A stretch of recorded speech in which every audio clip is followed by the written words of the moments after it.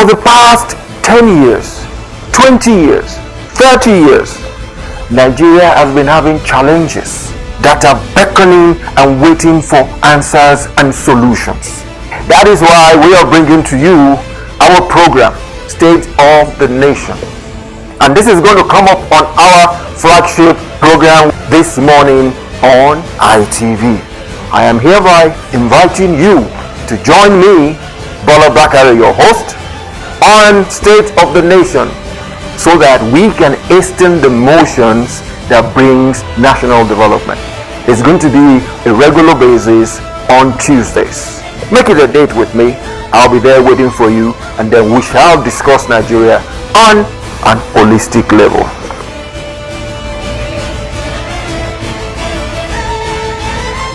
And our discourse this morning is going to be based on something that is very, very, very important and pertinent. It affects us all. There are even some instances where we don't even know where we stand, whether on this side of the fence or that side of the fence.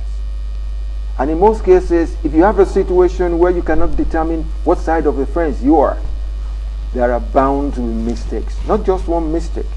If you're supposed to be here and you're here, most things you will do will be wrong. If you're supposed to be here and you're here, everything will go wrong again. What am I talking about explicitly? What I am talking about is leadership and followership. Who is to blame? These days, typical Nigerians, we are quick, very, very quick to lay blame on governance. Oh, the government is not doing anything. This is what is happening. Our leadership is bad. But this morning, we are going to tidy up the other aspect of it, the followership. It is the followership that makes the leadership possible. And as such, the blame, because the name, the writer, the topic we're going to tidy up this morning says, leadership or followership. Who is to blame? I can tell you this. If you lay a blame on the leadership, you as a followership, you have a blame too, because you instituted them to become the leadership that is our governance. It is going to be a complex situation, but however complex it is, I have a man in the studio who is going to water it down, give us a proper tutorial as to what is happening and how to go about it. Honestly, there is one thing that happens to all of us in life till we die. We learn every day till we die. Let us make this morning and this program one of those tutorial classes that is going to be of benefit to everyone. With me in the studio this morning, I have my very good friend, Dr. George Odige Opatako. He is the CEO of Stand Up OSGG, Operation Stand Up for Good Governance here in Nigeria. To use his word, when he categorizes himself, he says he is a soft critic or a soft analyst. He is not top end. But most of all, he is an information tech guru. Join me in welcoming to the studios Dr. George Opatako. Thank you. Good morning. Thank you for coming to our studios this morning, and then for us to be able to do justice to this situation that is very, very, very, very pertinent. Like I said earlier, it is a known fact. Like they say in physics, for every action there's a reaction. For every leadership there is the followership. That's right. And at the same time, we are now looking at a situation whereby the leadership does not know its own position, does not know its own range of operations. So also, the followership, I guess, does not know their range of operations. So it becomes a complex affair. We did a survey some time ago out there. We were asking people, what do you think is wrong with Nigeria? Before you finish the sentence, they will say leadership. But at the same time, they are forgetting that they are part of that government. The followership is part of that government. So, Dr. Opatako, let us start from the nitty-gritty of this element of leadership and followership. Let us break it down for Nigerians to understand. before we lay blame on who owns the blame, let us give them an insight into what is leadership and what is followership. Thank you. Let me start with the ideal definition. Okay, that would be nice. That would be nice. Which says a leader is someone giving an idea, giving whatever you call the idea in the political palace here is manifesto. Okay, okay. You say you come together and you form a group and you say these are the ideas we have, and you are seeking for followership. That's right. That is a leader. A leader is there also by seniority. Okay. Meaning if you profess a better argument, or by promotion, meaning superiority in hierarchy. In hierarchy. Here again, we are going to go to the military, where you must be the most senior and superior officer. That's right. And that is why in the military you lead. That's right. Take note of that. I'm going to reference that later. I'll keep it at the back of my mind.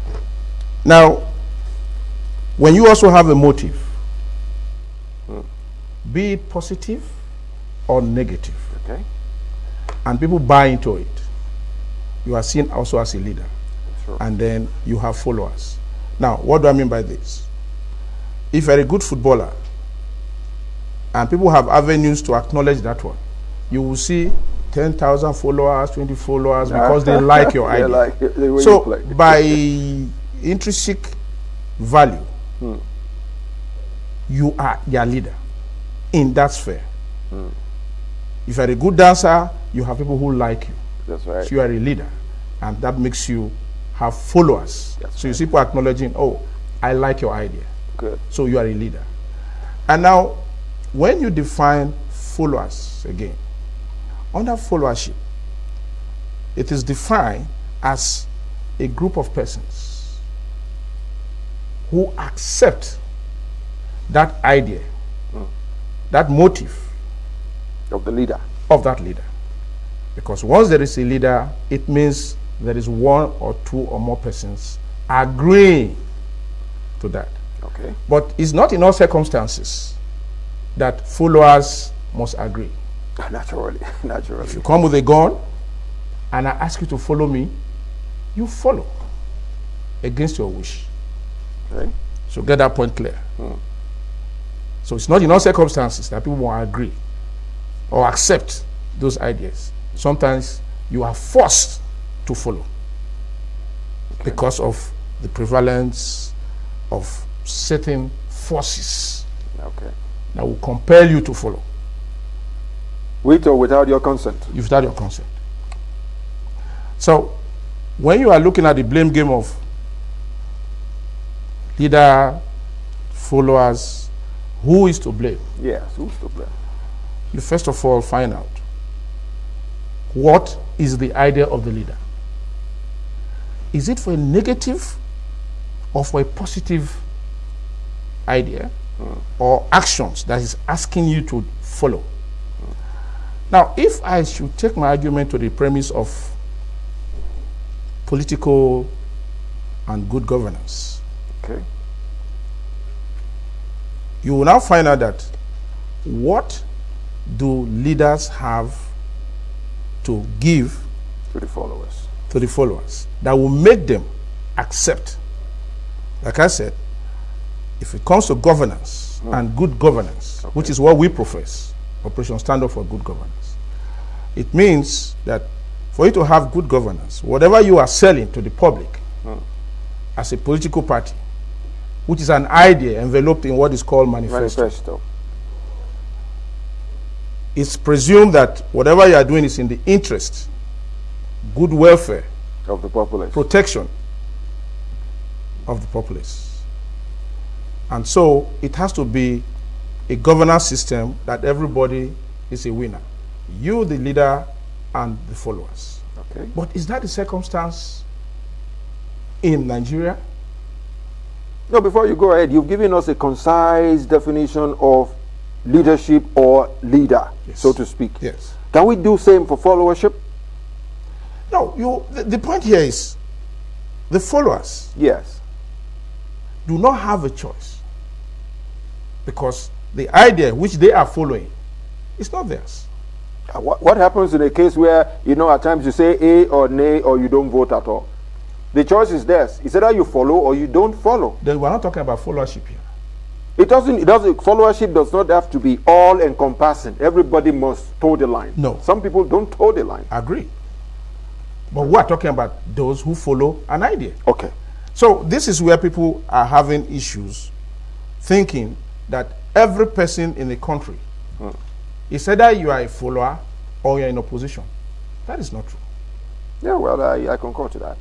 Go ahead. If for any reason a political party says this is what we want to do, and they get into government, it is those who voted and accepted that very idea that are their followers. Get that point clear? That's clear.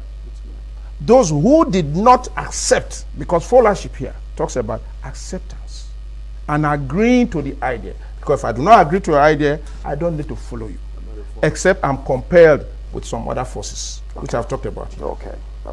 So if I did not vote for party A, I'm not his follower. Good. I could have voted for party B because they have sold ideas which I find good Appealing to and your, appealing to me. But unfortunately, Nigerians have this wrong impression where you say it's either you are not following. If you are not following, then you are in opposition. That is a political statement, so to speak. And that is not correct. So basically, I'm looking at it from that angle of our discourse so far, that, okay, you've educated us to tell us that leadership and followership is existent. But the idea is, it is not everybody that is a follower. No. Because if I don't accept your leadership, I'm not a follower. So my viewers out there, we're beginning to learn from our tutorial class. So every day we come up with the idea that, the problem is the leadership. Dr. George has been able to intimate us a little bit. That's for starters. That look, if you do not follow my idea, if you do not accept my idea, then you are not my follower. So there are instances where that element of followership, we have to take it with a pinch of salt, because the definition here is different. If you don't accede, if you don't accept to an idea or to a political party, you are not a follower. Our class still goes on. Dr. George is still around to educate us some more. Because right now, I would like to ask you this. How do you now inference this definition into our status as we speak? This is Nigeria. This is our country. We have leadership. We have followership. Along the context of what you've given to us, try and infuse our local entities into this leadership, followership concept you've given to us. Okay. Now, as a country, yes, the president in a federal democratic republic, listen to me very well. Federal Democratic Republic, like we have in Nigeria. Like we have in Nigeria. We Yes. call it a federal republic. That's right. A president is not supposed to lead. You have to expatiate on Yeah. that. My viewers are learning. Yeah. Go to the definition. When you talk about a president, Okay. it's expressly stated anywhere that you are the head. Take note. As defined leadership, you are selling idea. Okay. Okay. That's a given. We've bought into that. Good. But as a president, you are not expected to head. By definition, a president heads a republic. Okay. A president heads a corporate entity. A president heads an institution. Okay. Now, let's keep that of corporate entity That's all right. and keep that of institution. We'll talk about government. Let's talk about government. Why? You hear people talk about oh, this is Third Republic, this is Fourth Republic, this is whatever it is. That's right. Because when you have a republic, the powers that determine governance and government structure are the representatives. Those ones you call those in parliament. Okay. And these are the ones also defined as politicians. Okay, that's a given too. The president position and having taken that oath of office is not a politician. A state governor. He's no longer a politician because he was a politician before he got. That is where we are having problem in the country. Where we believe whoever practices politics is a politician. Only those, I'm talking from definitions here. Definitions, okay, Worldwide definition. We're learning. For you to be a politician, it means you are representing a constituency. Agreed. And which is why those who are in the assembly or members of parliament will tell you, I'm representing this constituency. My constituency says this. Agreed. They are the politicians. But once you have taken oath of governance, because in you taking your oath, you do not say that you are representing a political party. Because the constituency with which you are operating it's the as a chairman Federal Republic of Nigeria of a local government, it embraces everybody, all political party followers, non-political party followers. It has nothing to do with the religion, it has nothing to do with anything. It has to do with that constituency you are that you head. That you are heading it because you are an administration here. Okay, you are a head. Yes. You are not a leader. Leadership in politics stops at the party level. Because once you are sworn in that executive position, where you are paid salary by everybody, by government boss, you are heading everybody. Your political party members, your followers, and non-followers. Non-followers, opposition or whatever you want to call So you are not leading them. You can only lead people with your own ideas, and you have followers in that ideas. Wouldn't that create a kind of rift or rancor or a divide?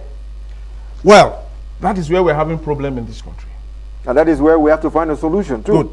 The solution and problems stems from the Constitution of the Federal Republic of Nigeria.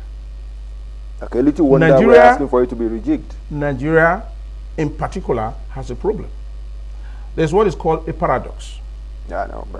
Now, yes. What it means is, in layman, is you think it is, but it's not. It's not. Well, you are not seeing what you're looking at.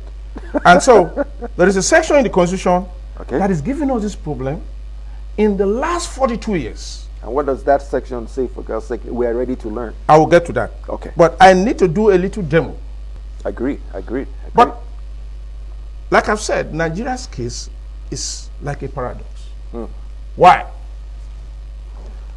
In the last 42 years, meaning from 1979, when the first administration ended, of the 1963, that's right, and the military stepped in. Now, at that point of 1960 to 1963 and 1966, when the military took over, that's right, they threw away the Republican aspect, where the president is the head of the Federal Republic, and they stepped in. Thereafter, they started leading the country by military fiat. Military fiat, because they are leaders.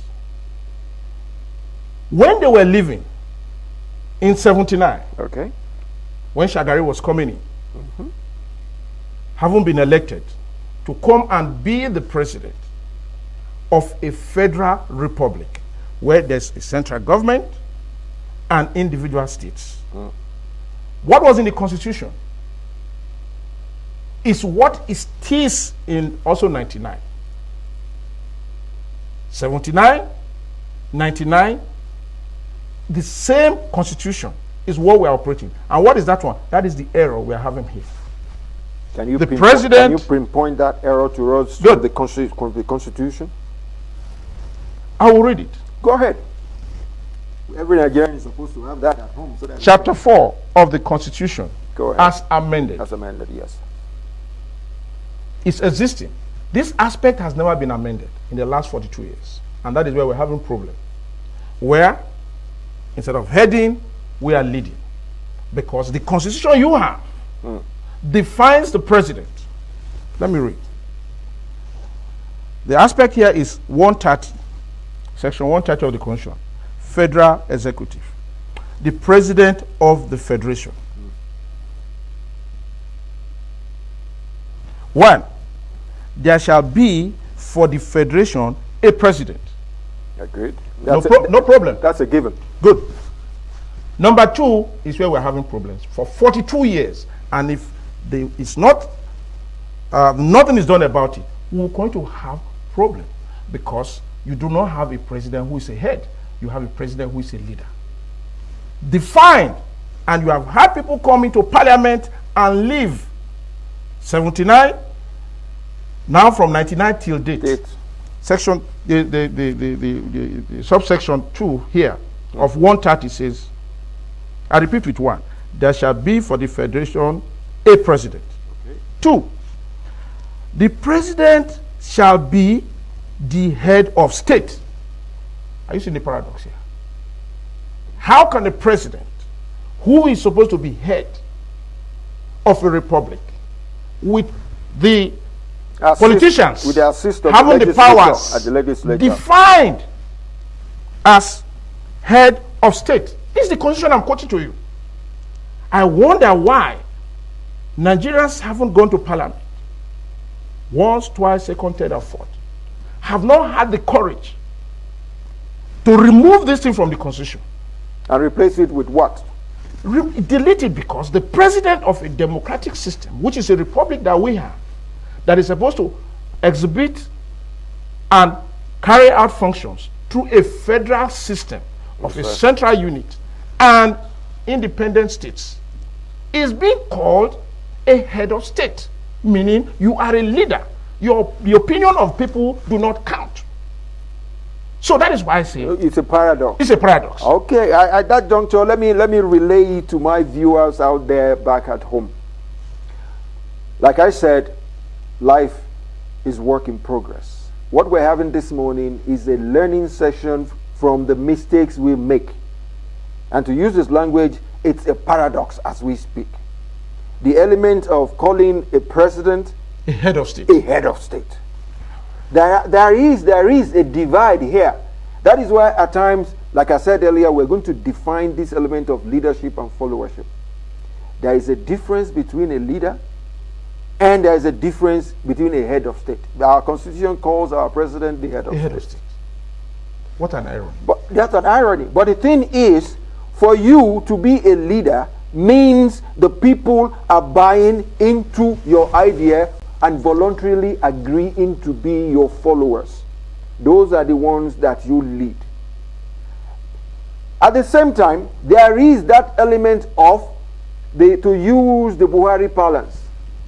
I am for all, I am for nobody. The moment you become the president of a nation, you isolate all the ideas of being a politician or being a member of a political party or being from one ethnic group in Nigeria. All those ones are negated to the back burner, and you become solely a Nigerian.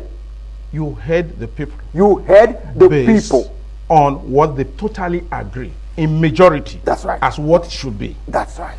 Now look at the second aspect of the definition of who the president is. Go ahead, please.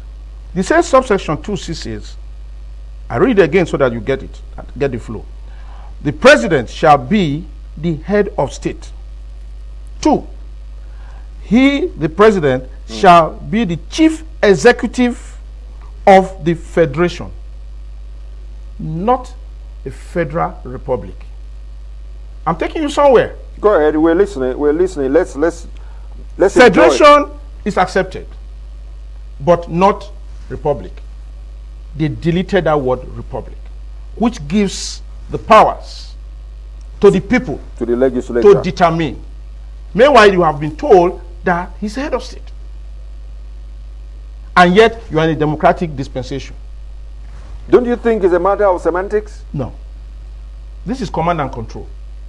I agree. That element is there. That element of command and control is there. But I'm still looking at it as being a case of semantics, of saying, okay, head of state and a leader.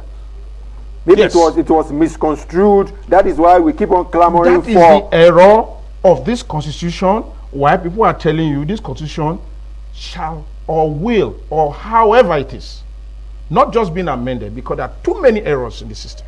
Okay. That this constitution needs to be replaced. Now, it goes further to tell you that, and Commander-in-Chief of Armed Forces of the Federation. Okay. They keep telling you Federation. They don't refer to the president as a Republican president, where the power lies with the politicians. But they go below to say a person shall be qualified for election Go ahead. to the office of the president if he's a citizen of Nigeria, if he has attained of this one, blah, blah, blah, blah. We're having a problem here. And this constitution was amended in 2010, the first amendment. First Alteration Act 2010. This same section 130 was never amended to remove that the president, civilians in parliament have not had the animal courage as informed people representing their own constituency to say, we are now in a republic. They were sold this constitution in 1979, and it has which was a military handover. That is what the military did, and they have not had the animal courage or the, let's say, the wisdom. We will keep telling them. And now they also did a second alteration in I think it's 2016 or whatever it is, the second one. But what we are trying to drive at is they never touched on that aspect. They have never altered 130. Does that now goes in tandem? Because one thing most Nigerians that are conversant with our constitution says one thing, that the powers we give to our president is too much. It's not too much. You didn't give him. You define your president as a head of state. So basically, what you're trying to drive home now is his power is elastic.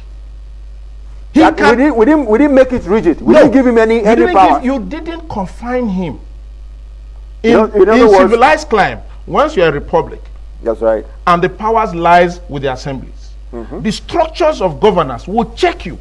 Naturally, yes, that's the way But it's supposed to be. You have been told, and they are all in the assembly, even the Senate and the House of Reps today, have never seen reason that their former members in the parliament failed, that they should see reason to change this. But no. Why? You know, here is a situation where they are being cowed because of this power of the president.